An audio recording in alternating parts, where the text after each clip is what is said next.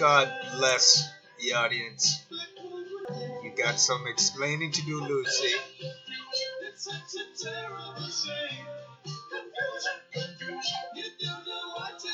You do not scare me, Mr. Baldwin. Can't carry on. For you to lean on.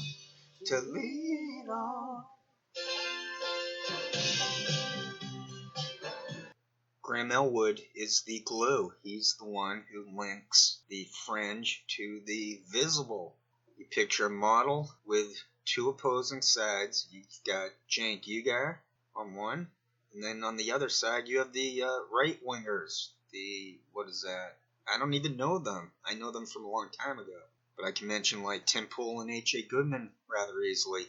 But when we focus too much on individual names, we miss out on the fact that this is institutional rather than where we can blame individuals. We remove or we boycott the individuals, we cancel or avoid them. Then all of a sudden, now we have our freedom back. Or now we're free. Doesn't work that way. They'll just be replaced. Because as C. Wright Mills said, the conspiracy is in the institutions. And if you look at my 12-part audio seminar book on fascism or freedom, I showed that it wasn't about Hitler. It wasn't about Stalin. It was about the structure of society. It doesn't take much to unravel in implicate order. It's like juggling. There's an instance when you go from not being able to do it to knowing how to.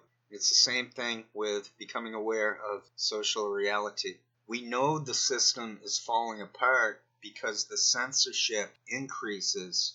A rule of thumb would be, if something's crazy, no one's going to react to it. But the opposite takes place.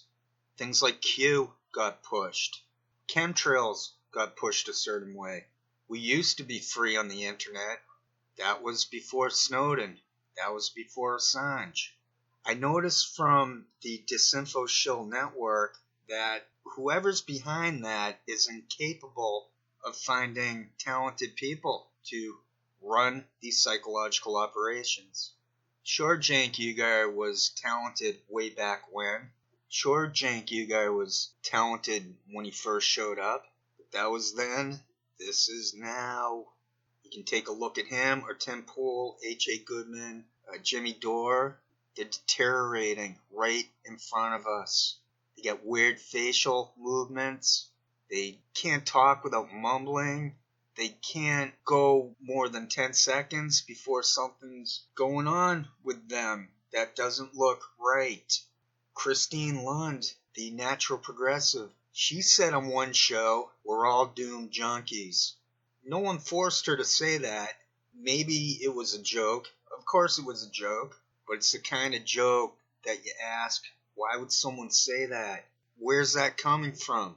It's like last night I was watching the live stream of Mana Talk and Redneckonomics were invited onto the Roar Media, Uphill Media thing. And they're just all very disgusting people. The guy, Oz, that's his nickname, he can't stop shifting his jaw.